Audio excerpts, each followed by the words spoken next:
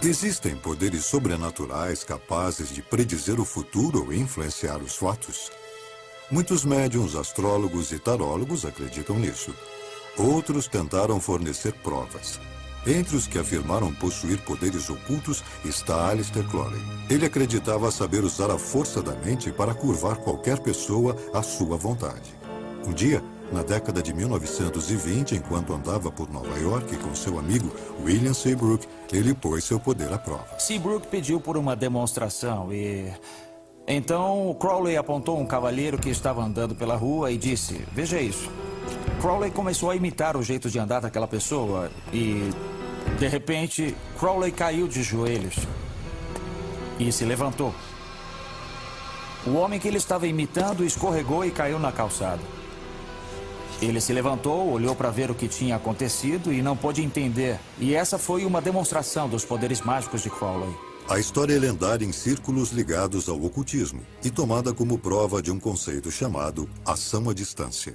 Ocultistas, em geral, acreditam que podem afetar as coisas de longe, seja adivinhando e vendo de longe, seja realmente influindo à distância. A magia é tanto uma arte quanto uma ciência. Certas coisas causam certos efeitos práticos. Ao mesmo tempo, elas têm que ser feitas com certa intenção e até com talento para funcionarem. Seria Crowley um mestre das artes ocultas em pleno século XX, como alguns dizem? Suas crenças não eram novas. Crowley tomou como guias os egípcios, antigos ocultistas que acreditavam que feitiços poderiam curar doenças e fazer as colheitas crescerem. Muitas coisas que eram tidas como sobrenaturais passaram a ser aceitas como fatos. Isaac Newton acreditava que uma força invisível, chamada gravidade, mantinha os planetas em órbita em volta do Sol, o que é ação à distância. Mas Newton hesitou em divulgar sua revolucionária teoria da gravidade, temendo que fosse vista como magia. A ciência atual está esbarrando com ideias, lidando com a zona onde a magia, espiritualidade e religião se encontram, pois são todas maneiras de tentar entender como o mundo funciona. Oculto significa secreto ou escondido, e seus primeiros mestres eram vistos como verdadeiros magos, mas também são os primeiros cientistas. Suas descobertas nas artes ocultas da astrologia e alquimia foram o berço das disciplinas científicas modernas. Voltando para os tempos antigos, não havia ciência. Então, os magos e os alquimistas e os proto-matemáticos também estavam fazendo ciência, assim como faziam literatura, filosofia, cosmologia e religião. Não havia separação entre essas coisas. Com o nascimento do que chamamos de ciência moderna, a ciência e o ocultismo seguiram por trilhas separadas. Muitos ainda veem o oculto com suspeita, mas a ciência moderna vem trabalhando à beira do sobrenatural, tentando desvendar mistérios que instigaram os primeiros magos. Físicos sérios estão considerando a viagem no tempo. Físicos sérios estão considerando universos paralelos. Físicos sérios estão tentando entender as 11 dimensões da teoria das cordas. E quando chega nesses domínios, você começa a olhar para o mito e para o pensamento mágico, o pensamento quase surreal, como um jeito de falar sobre tais questões. Foram os primeiros mestres ocultistas, os guardiões de segredos que a ciência moderna está apenas começando a redescobrir?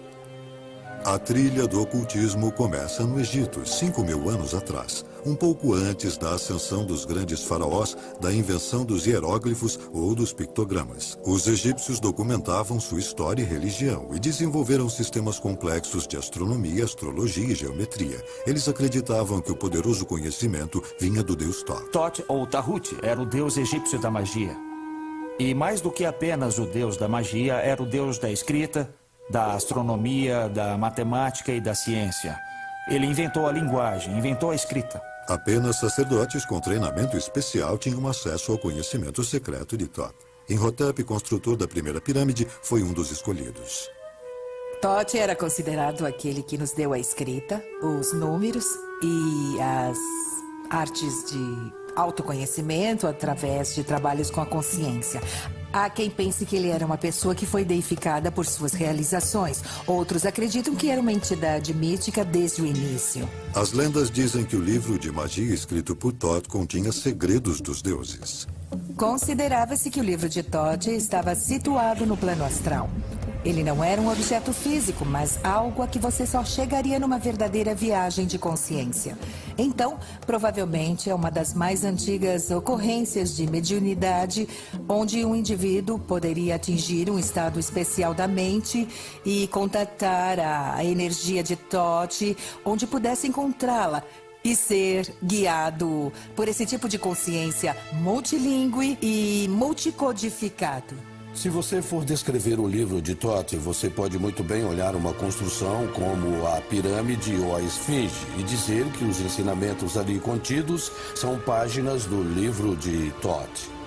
Portanto, todas as medidas, todas as palavras, todos os conceitos são parte do livro de Thoth. Mas o livro de Thoth jamais foi encontrado. O deus teria ordenado que fosse enterrado sob o Nilo e protegido seus segredos com uma maldição. Os arqueólogos modernos acabaram descobrindo que muito do conhecimento que os egípcios creditavam a Thoth foi criado pelos babilônios. Em 4.000 anos antes de Cristo, foram eles que calcularam os movimentos planetários, que inventaram o ábaco, o primeiro sistema de sequência numérica e as primeiras formas de astrologia e de astronomia. Essa informação se espalhou pelo Egito e ajudou a desenvolver uma das maiores culturas da história. Mas, assim como os egípcios, os babilônios atribuíam seu conhecimento ao divino. Todo templo era um observatório, era um local de astronomia para estudar os planetas. O conceito do divino é o modo de tentar entender a vontade dos deuses. E para tentar entender a vontade dos deuses, você precisa de algo para ler sobre eles. Alguma coisa que mostre o que eles fazem. Os babilônios usaram uma das mais antigas artes ocultistas para entender seu mundo: a adivinhação, ou acesso ao sobrenatural. Os movimentos dos planetas pelo céu costumavam ser considerados as pegadas dos deuses e deusas. E quando os planetas se alinhavam ou sofriam interações ou um retrocedesse enquanto o outro avançava, acreditava-se que tudo isso afetava o mundo. Começou na Idade da Pedra, quando os xamãs invocavam espíritos para garantir sucesso na caçada. Algumas pessoas que ganhavam a reputação entre os antigos de terem experiências místicas tornavam-se os representantes religiosos do clã. Essas pessoas teriam se comunicado pelas vias da imaginação, algo como um diálogo com os deuses ou diálogo com os espíritos, ou teriam afetado algum acontecimento. No Egito, a adivinhação se desenvolveu em um sofisticado sistema de rituais e cerimônias concebido para contatar os deuses que governavam nosso mundo. É claro que estavam tentando influenciar coisas como o sucesso nos negócios ou na colheita. Os egípcios recorriam a rituais, a encantamentos e a símbolos para transmitir todas essas coisas. O próprio faraó era o líder religioso, então ele era provavelmente o mestre praticante tanto da religião quanto da magia. Muito do que era chamado de magia cerimonial, como o preparo de feitiços e o uso de palavras mágicas e de encantamentos, veio dos egípcios. Quando os mercadores fenícios espalharam esse conhecimento pelo mundo mediterrâneo, a magia se disseminou. Eles codificaram um alfabeto que alinhava os sons da fala, o sistema numérico, os signos zodiacais, os planetas e os aspectos do céu. Então você podia, com esse alfabeto, conjurar palavras sagradas, podia contar, avaliar, calcular e podia usá-lo na astronomia. As origens sagradas dessas disciplinas foram gradualmente esquecidas. Em 1212 a.C., morreu Ramsés II, o último grande faraó do Egito. Exércitos invasores conquistaram o Império do Nilo. Seus segredos se perderam, mas não para sempre. Após o declínio da extraordinária cultura do Egito, outra civilização sobressaiu, a Grécia, no século VI a.C., com a ajuda de uma das mais pródigas mentes da história, Pitágoras. O nosso alfabeto, as construções que nos cercam e mesmo a música que ouvimos têm uma dívida com esse brilhante filósofo. Em sua busca por sabedoria, Pitágoras viajou incansavelmente, procurando por conhecimento oculto, que ele encontrou em escolas de mistérios distribuídas por muitas culturas diferentes. Pitágoras sintetizou os elementos dessas escolas numa nova disciplina, a filosofia. Em sua base estavam os números. Ele acreditava que matemática, filosofia e uma compreensão do divino eram inseparáveis.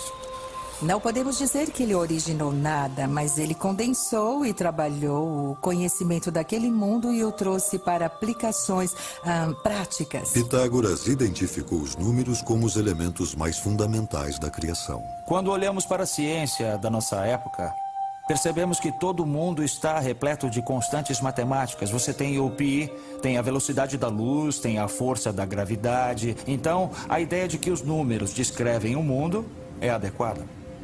Em 518 a.C., Pitágoras abriu uma escola na região de Crotona, ao sul da Itália. Seus discípulos, cautelosamente selecionados, eram chamados de matemáticos. Sua iniciação era rigorosa, 3 anos introdutórios, seguidos de 5 anos de silêncio absoluto, mais 5 anos de treinamento. Só então, os estudantes estavam prontos para aprender os mistérios mais sagrados dos números. Ele queria produzir filósofos como ele, então era preciso ser circunspecto e ter muito autocontrole para conseguir ficar em sua escola. Pitágoras transformou o sistema numérico dos babilônios numa ciência sagrada. Eles pensavam que o número era como Deus. Então, conectar-se com isso era como conversar com Deus. E disso surgiu muito simbolismo, inclusive posteriormente a numerologia, a cabala e coisas assim. Pitágoras descobriu que as escolas de mistérios partilhavam a crença de que toda a criação se unificava em Deus. Ele fez uma obra enorme explicando o mistério dos números, mostrando como o 1 se divide e vira 2. O 2 encontra síntese e faz 3. E o 3 se rompe e vira as 10.000 coisas. E a mesma história você lê no I Ching e em outros documentos metafísicos antigos, porque todo mundo estava tentando entender como o número se relaciona com um todo. Muitos acreditam a Pitágoras e sua escola o desenvolvimento da numerologia e do eficiente alfabeto grego, posteriormente adotado por grande parte da cultura ocidental. Pitágoras também usou números para decodificar a música, que os gregos consideravam a linguagem dos deuses. Ele inventou o monocórdio, que definiu a proporção numérica das escalas musicais. Pitágoras acreditava ter solucionado os mistérios do universo. Mas também havia a ideia de uma música das esferas, a ideia de que o próprio céu estava tocando uma peça de orquestra. Os próprios planetas se arranjam em volta do Sol em intervalos harmônicos. A luz branca se refrata em cor em intervalos harmônicos. O som também é harmônico. Você sabe, a sequência harmônica que vem de uma determinada nota. As notas e os sobretons são todos governados pela mesma matemática. E foi Pitágoras quem articulou o cálculo harmônico para o Ocidente. Por fim, a exclusividade da escola de Pitágoras causou sua queda. Em 508 a.C., a escola foi incendiada. Chegou a um ponto em que suas escolas foram atacadas e destruídas, seus seguidores foram mortos. Pitágoras teve que fugir para o campo e morreu, e ninguém sabe o que aconteceu. Alguns acham que ele cometeu suicídio, mas é um mistério, ninguém tem certeza. A sociedade foi perseguida até sua extinção. Gerações posteriores de gregos se pautaram na filosofia de Pitágoras e Aristóteles a transformou em ciência. Mas então veio o cristianismo, e nos 1000 anos seguintes, a religião cobriu de sombras a ciência e o ocultismo. Durante os primeiros 15 séculos do cristianismo, o conhecimento ocultista ficou relegado à clandestinidade. Quando a consolidação judaico-cristã da espiritualidade ocidental se tornou o modelo obrigatório, a magia passou para a marginalidade e se tornou um assunto proibido e maldito. Os padres eram os intermediários entre as pessoas e o divino. O cristianismo também exerceu uma influência política sem paralelos. A igreja havia desenvolvido uma hierarquia, assim como a ideia de que Deus falava através do Papa, que transmitia seus desejos para os demais. A igreja também se firmou através de alguns monarcas. A igreja insistia em seu acesso exclusivo à autoridade divina. Como em qualquer situação, se todo mundo pode fazer, então você não pode dizer que seu grupo é bem especial. Por séculos, a Europa Ocidental viveu sob o controle da igreja. Na Idade Média, a magia se tornou um ato de rebeldia perpetrado como um ato anticristianismo contra a autoridade da igreja. A igreja perseguiu os ocultistas, condenando-os por acreditarem que o indivíduo poderia ter acesso direto a Deus. Eles pegaram todo o conceito de hierarquia clerical, os padres, a própria igreja como local de culto e disseram: não, você não precisa de nada disso. O que você precisa é procurar dentro de você pela faísca divina. Mas no século XIV, o ocultismo viria a se reerguer. Ironicamente, parte da responsabilidade disso coube à Guerra Santa da Igreja, as Cruzadas. Os monastérios do leste, na fronteira com o mundo muçulmano, haviam preservado textos antigos dos gregos e dos ocultistas. Estudando-os por curiosidade, os cruzados retornavam levando um grande número desses documentos de volta à Europa.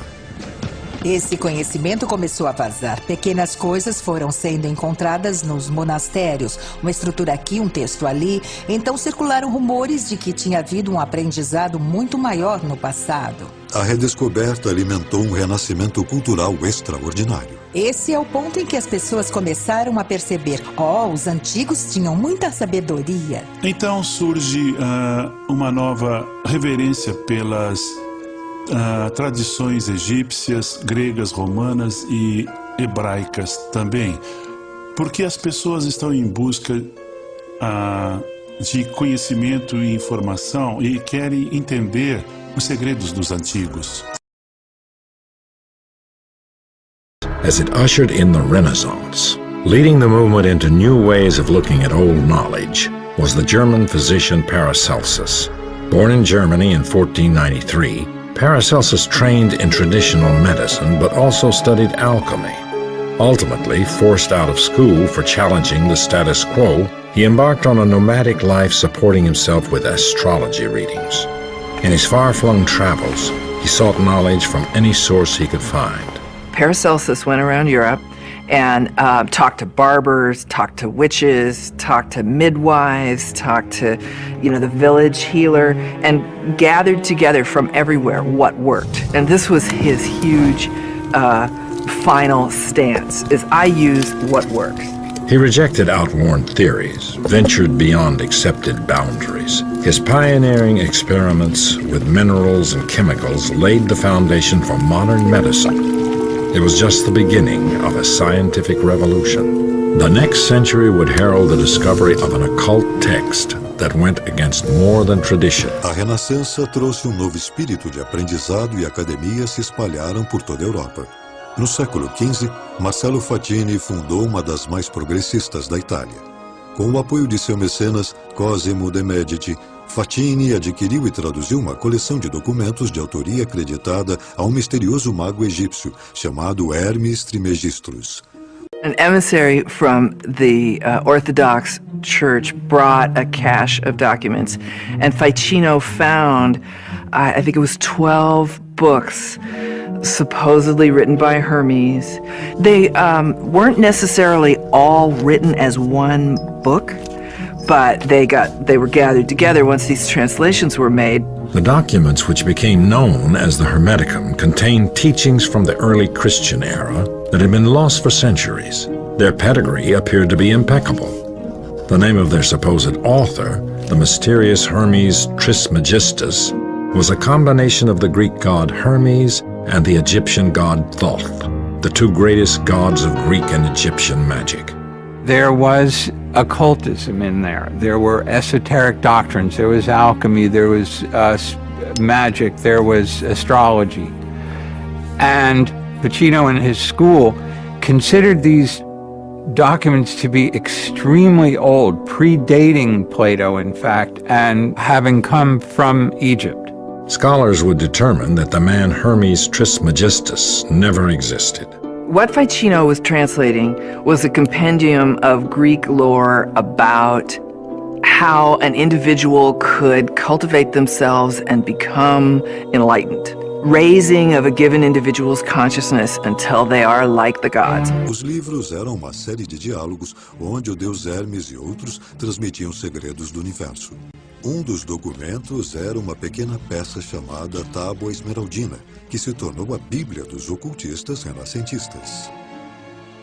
Nesta tábua estava escrito, assim dizia a lenda, ela tinha 12 ou 13 linhas, e essas linhas começavam com assim no céu como na terra, porque havia essa ideia de que o padrão do universo, o padrão das estrelas e de todo o universo se repete na terra.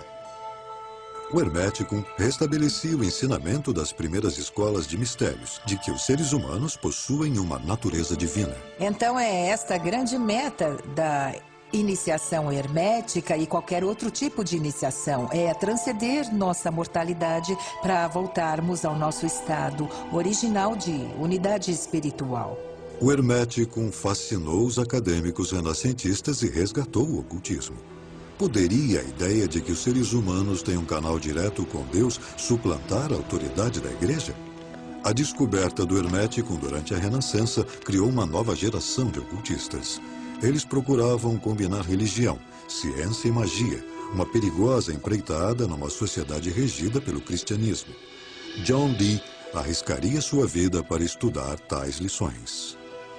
John Dee foi um gigante. John Dee foi a encarnação do ideal de um ser iluminado, de um ser que teve a compreensão espiritual de seu papel e missão de vida. E era dotado de uma inteligência superior. Mas, como Pitágoras, ele pagaria um grande preço por ousar investigar a sabedoria dos deuses. Como bom renascentista, Dee seguiu os passos de Paracelso. Ele se valeu da experimentação e se tornou um cientista talentoso, inventor, matemático, criptógrafo brilhante e pioneiro no campo da navegação. Mas ele também era um ocultista, era um feiticeiro, um astrólogo, era astrólogo pessoal da corte da Rainha Elizabeth. E, desse modo, seus interesses eram essencialmente estar em sintonia com o pensamento de seu tempo. Não havia uma distinção clara entre magia e ciência, e ele estava tentando compreender o mundo à sua volta.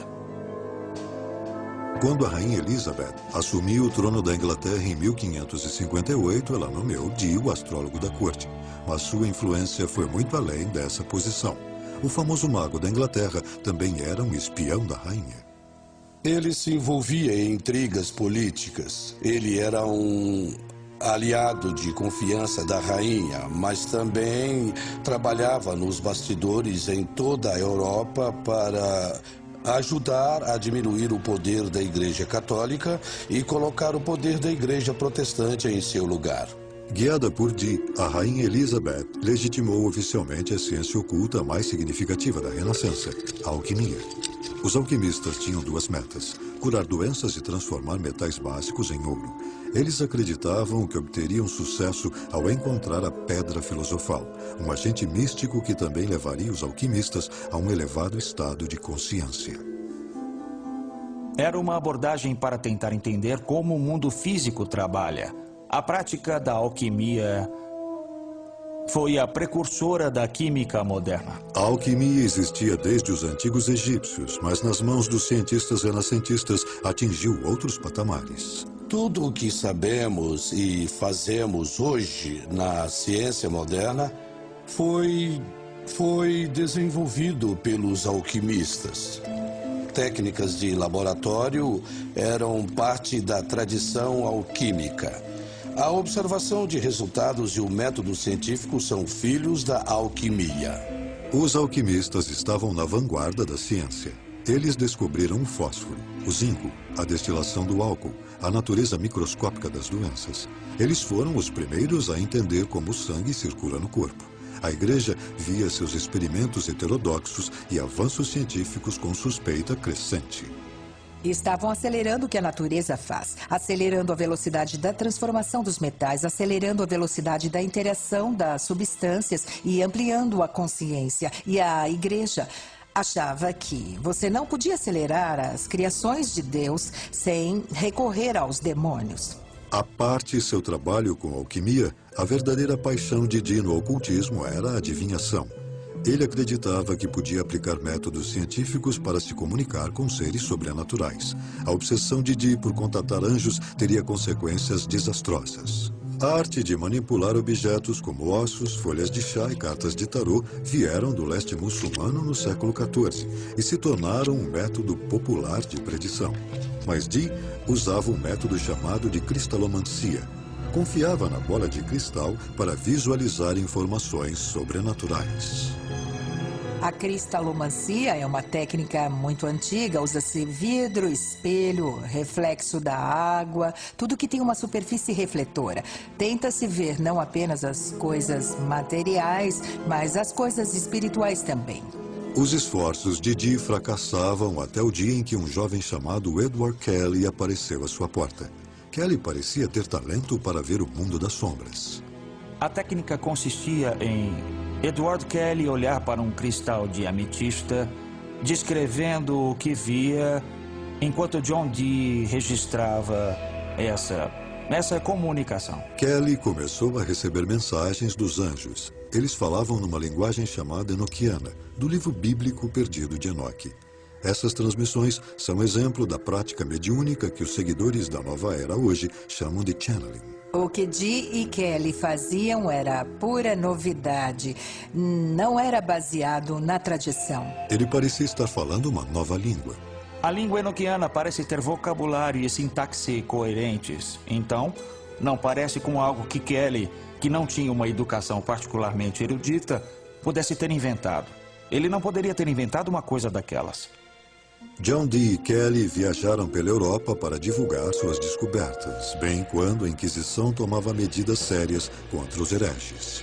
Bastava uma pequena mudança nas circunstâncias políticas ou religiosas para que algo considerado excepcionalmente maravilhoso fosse considerado demoníaco e perigoso. Dee voltou para a Inglaterra, onde descobriu que uma turba havia destruído sua inigualável biblioteca e seus instrumentos científicos e de ocultismo.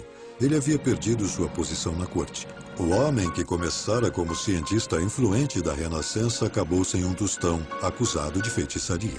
A queda de John Dee foi o começo do fim para o ocultismo. As práticas foram taxadas pela igreja como obra de possessão demoníaca. Do século XIV ao século XVI, mais de 40 mil pessoas foram executadas por bruxaria. As ideias ocultistas se enclausuraram nas sociedades secretas, como a maçonaria e a Rosa Cruz.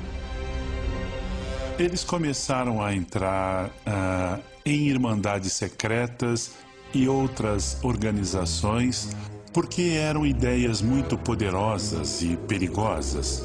Perigosas para o status quo, perigosas para a religião dominante. Então, há elementos de segredo e de marginalidade associados a esses temas. Esses portos seguros começaram a florescer por toda a Europa. Sociedades secretas foram fundamentais para a nova era do iluminismo, que tomou a Europa no século XVIII e ajudou, inclusive, a fundar a democracia norte-americana. A participação nessas organizações caiu drasticamente em meados do século XIX, quando as pessoas se voltaram mais para questões cívicas do que para o ocultismo. Na zona rural de Nova York, duas irmãs inspiraram uma obsessão nacional com o ocultismo. A magia iria dominar a imaginação novamente. Em 31 de março de 1848, as irmãs Leah e Margaret Fox declararam publicamente que haviam entrado em contato com espíritos do além. Quase que da noite para o dia, os norte-americanos tornaram-se fascinados pela comunicação com os mortos. As irmãs Fox usavam uma técnica chamada sessão, que logo se tornou um dos passatempos mais populares do país. As pessoas se reuniam em quartos escuros com um médium que tentava entrar em contato com o mundo dos espíritos. Havia pandeiros e sinos que soavam e os médiums eram capazes de liberar ectoplasma pelas narinas e pela boca. Era uma substância espiritual que permitia aos espíritos dos mortos se manifestarem ou até aparecerem. Em outros casos, o médium se tornava um conduíte, um canal pelo qual os falecidos podiam falar. Muitos espiritualistas acreditavam que chegariam a uma prova científica da imortalidade da alma e ganharam um grande ícone quando a russa Madame Blavatsky chegou em Nova York no ápice da popularidade do espiritualismo. Ela logo se tornou a autoproclamada decodificadora dos antigos segredos ocultistas. Ela cresceu numa maravilhosa biblioteca ocultista que seu pai havia reunido. Ela entendia as conexões entre diferentes culturas e ensinamentos espirituais e estava tentando corrigir os erros do cristianismo ao importar misticismo e espiritualidade de outras culturas. Nascida na Ucrânia em 1831, numa família da baixa nobreza, Blavatsky se casou cedo, mas abandonou o marido para passar 10 anos viajando pelo mundo. Ela afirmava ter estudado com místicos da Índia e do Tibete. A médium exótica apreciadora de charutos se tornou sensação nos círculos ocultistas. Ela não aceitava limite algum. Ela era uma das pessoas mais eruditas que alguém poderia conhecer naquela época, mas ninguém entendia como um intelecto tão poderoso está num corpo de mulher, mudando tudo que se conhece e produzindo tamanha inspiração. As sessões de Blavatsky eram um assunto de Nova York. Cartas misteriosas apareciam, escritas por líderes espirituais que ela chamava de Grande Fraternidade Branca. Blavatsky não foi capaz de não se aproveitar da popularidade de suas sessões para defender sua própria causa. Ela usou as sessões para um efeito bem espetacular, para materializar cartas escritas por mestres falecidos como instruções que eram passadas a ela. A fraternidade ditava os livros que se tornaram o fundamento de uma nova ciência do misticismo, a teosofia. Blavatsky escreveu 2 enormes coleções essenciais, Isis sem véu e a Doutrina Secreta, que pretendiam ser os ensinamentos, as lições secretas dessa fraternidade do Oriente, da escola de mistérios de iniciação. E ela transformou totalmente o panorama da civilização ocidental ao introduzir tais conceitos. Ela foi uma pioneira ao trazer ideias do esoterismo oriental para o Ocidente. Ela se focou nas semelhanças entre cristianismo, hinduísmo, budismo e outras tradições espirituais, defendendo que há, de fato, uma tradição por trás de todas as crenças espirituais do mundo. Blavatsky entendia seu trabalho como ciência espiritual e teceu conexões entre avanços científicos da época e crenças ocultistas. Ela divulgou a antiga visão mística oriental de que a essência do universo não é matéria, mas energia, o que antecipou descobertas da física moderna. Blavatsky também recuperou as crenças orientais de reencarnação e karma. Adquirindo rapidamente muitos seguidores, ela criou a Sociedade Teosófica. O termo teosofia que Blavatsky... Ou a Sociedade Teosófica. O termo teosofia que Blavatsky cunhou vem de 2 palavras de origem grega. Uma é theos, que significa Deus, e sofia, que é sabedoria.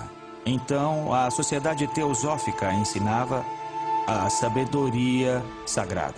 A Sociedade Teosófica se espalhou por todo o mundo e ainda existe em muitos países. Blavatsky foi saudada por seus seguidores como a mãe da nova era. Mas, apesar de seu grande carisma, ela foi vítima de seu próprio sucesso. Enquanto ela se tornava famosa, o negócio do espiritualismo e da mediunidade, em especial as sessões onde você contatava seus ancestrais, ganhou espaço em todo o mundo ocidental e ela achou que aquilo era charlatanismo. Então, ela quis representar um modelo que se destacasse daquilo e falasse a verdade dos grandes temas. Mas, infelizmente, no fim, ela se reduziu àquilo que tentava combater. Em 1885, Blavatsky foi investigada pela Sociedade Londrina de Pesquisa Psíquica. Eles concluíram que suas sessões eram armadas, que as cartas não apareciam magicamente do outro mundo. Haveria um aparelho com molas no quarto acima da câmara e bastaria que alguém colocasse uma carta no aparelho para ela deslizar de um andar ao outro e se materializar em suas mãos. Apesar de muitos seguidores devotos se recusarem a abandonar a teosofia, Blavatsky estava manchada pela fraude. Ela morreu logo depois. Seus seguidores estabeleceram um novo quartel-general na Índia, onde a teosofia prosperou. Um jovem devoto, Krishnamurti, foi identificado como um mestre reencarnado e designado para conduzir a sociedade teosófica ao século XX. A síntese de Blavatsky entre espiritualidade ocidental e oriental ganhou um novo terreno no ocultismo. Viver. Um homem descrito pelos jornais como a pessoa mais perversa do mundo afirmava ter penetrado ainda mais fundo nos mistérios. Nascido em 1875, Aleister Crowley foi criado num ambiente religioso rígido. Sua mãe o apelidou de besta a partir do Livro das Revelações. Era um título que ele manteria por toda a sua vida. Ele se identificava como o anticristo, como a força que varreria essa terrível programação cristã que deformara a sua infância. Crowley começou a estudar o ocultismo como membro da Aurora Dourada. A Hermética da Aurora Dourada era uma sociedade secreta típica da era vitoriana na Inglaterra. Ela reunia todo o conhecimento que estava disponível naquela época. Havia tarô, havia a cabala, a magia angelical de John Dee e as tradições Rosa-Cruzes, todas elas combinadas em um único sistema. A Aurora Dourada atraiu boa parte da inteligência de Londres, mas Crowley acabaria por romper com o grupo. Ele encontrou seu próprio sistema de crenças após uma viagem ao Egito, onde sua esposa recebeu um sinal místico de que ele deveria se preparar para uma mensagem dos deuses. Obedecendo ao chamado, ele começou espontaneamente a escrever uma obra chamada O Livro da Lei. Esse livro anuncia uma nova lei para a humanidade. E, de fato, nos conta que nós somos entidades espirituais muito destemidas e iluminadas. Que, de fato, nós somos como deuses. O Livro da Lei foi outra síntese entre a espiritualidade do Oriente e a do Ocidente. Crowley chamou seu novo sistema de Telema. Incorporava princípios da magia que ele dizia ter aprendido com os antigos egípcios e outras fontes ocultas. Ele se tornou um autoproclamado mestre da ação à distância, concentrando sua força de vontade para criar efeitos desejados. Aleister Crowley definiu magia como a arte e a ciência de causar mudanças de acordo com a vontade. Toda a sua abordagem é basicamente possibilitar ao praticante fazer as coisas acontecerem, a materializar o que ele quiser que aconteça no mundo. A lei fundamental de Telema é: faz o que tu queres, há de ser a lei. O amor é a lei. Amor sob vontade. Se para alguns isso pode significar a busca por um caminho superior, para outros é uma desculpa para todo tipo de comportamento desviado. Alguns críticos dizem que o próprio Crowley compartilhava da segunda teoria. Crowley praticava a sexualidade como caminho espiritual. Ele reduziu boa parte dos ensinamentos simbólicos à sua essência, que é fundamentalmente a dualidade e a polaridade entre macho e fêmea. E ele experimentou muito nessa esfera para entender que tipo de mistérios estariam contidos no ato sexual. Crowley fundou sua própria sociedade secreta, a Ordo Templi Orientis, e escreveu diversos livros sobre meditação e magia cerimonial. Ele também ajudou a reinterpretar o tarô para o século XX. O tarô é uma representação pictórica dos ensinamentos ocultistas. É um método de se aprofundar, de contatar os níveis arquetípicos de si mesmo, os níveis espirituais e de entrar num estado meditativo onde a intuição é aguçada a um ponto que talvez permita ver alguns padrões se desenvolvendo porque você está no estado mental propício. Embora tenha sido popularizado pelos nobres italianos no século XIV em cartas de baralho, alguns dizem que as origens do tarô remontam ao Antigo Egito. Ao longo do tempo, adquiriram significado oculto. Crowley desenvolveu sua própria versão chamada de Livro de Tó, baseada na magia egípcia que havia estudado. Acredita-se que o tarô, que hoje é uma ferramenta popular de adivinhação, revela informações sobre o consulente e sobre o futuro. Tudo que se relaciona num certo momento do tempo está conectado. Então, se duas pessoas se reúnem em torno de uma questão e manipulam uma ferramenta oracular como essa, e se essa manipulação tiver a intenção de atender a necessidade e o sentimento, então surgirá um reflexo especular da energia produzida entre as duas pessoas. Os textos de Crowley, como os de Madame Blavatsky, foram tomados como precursores de muitas ideias da nova era. Mas, apesar de seu trabalho sério no ocultismo, ele acabou se tornando famoso pelo abuso de drogas e comportamento sexual decadente. Quando Hitler subiu ao poder nos anos 30, a reputação de Crowley foi duramente atingida.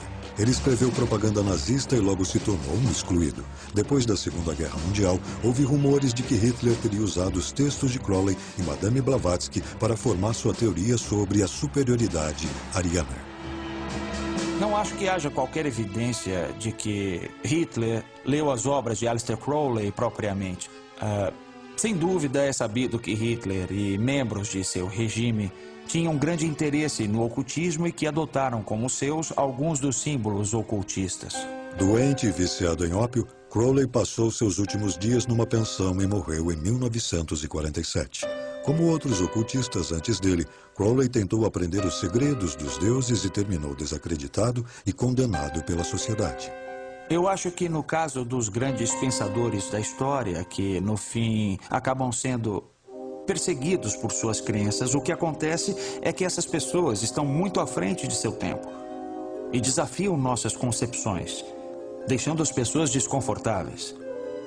Esse nível de desconforto, esse nível de medo e de ameaça do pensamento sobre as bases do poder leva a sociedade, o governo e outras instituições a atacá-los. Ataques terroristas. As práticas ocultistas definharam na maior parte do século XX, mas voltaram a florescer durante o movimento hippie dos anos 60. Gurus populares como Maharishi e Timothy Leary promoviam estados alterados de consciência que poderiam levar a patamares mais altos de autoconsciência. O individualismo se tornou a meta de milhões de jovens que rejeitavam as religiões tradicionais em troca de suas próprias rotas em direção a Deus. Nos anos 80, as ideias da nova era já eram bem aceitas. Os textos de Madame Blavatsky se tornaram centrais na reinterpretação do ocultismo para audiências modernas, e até a reputação de Aleister Crowley foi até certo ponto restabelecida. Houve um boom no interesse pelo ocultismo, e nós vemos Crowley quase como um ícone pop. Os Beatles puseram Aleister Crowley na capa de Sgt. Pepper. Jovens músicos como David Bowie e Jimmy Page se interessaram muito por Crowley. Ele obteve uma renascença nos anos 60 e 70 e tem sido uma figura bem popular de lá para cá. Os sistemas de crenças ocultistas são hoje adotados por milhões de seguidores da nova era, que escolhem a dedo do vasto leque de conceitos os que melhor se encaixam em cada estilo e espiritualidade individuais. Ainda assim, o ocultismo continua sendo visto com suspeita. Muitos dos praticantes o descrevem como uma moderna busca mística. A busca mística é o processo pelo qual seres humanos, limitados pelo espaço e pelo tempo, podem transcender suas contingências e sua história e atingir uma consciência divina ou macrocósmica, e que é o processo de se tornar imortal, ou seja, deixar para trás o corpo físico para conseguir se identificar com esferas mais vastas da realidade. Estamos cercados de riqueza The material. holistic philosophy of New Age beliefs continues to grow in popularity. We're surrounded by material wealth and technology, and we feel like we've lost something. We've lost that connectedness. We've lost the understanding of our human roots.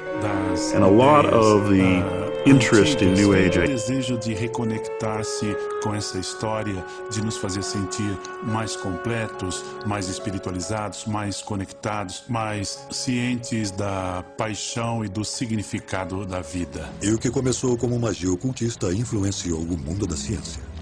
Há tentativas das mais legítimas de entender como o mundo funciona. Não haveria astronomia hoje em dia se os antigos astrólogos não tivessem estudado o céu.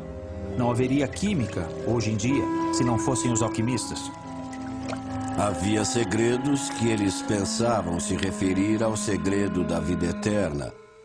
O segredo de se livrar das doenças, os grandes segredos de transformação, por exemplo, do chumbo em ouro, que não era a única meta. Talvez uma das transformações seria a do ser humano num Deus na Terra. E é uma coisa maravilhosa que agora tenhamos a física de partículas, com pessoas pensando que a vida é pura energia.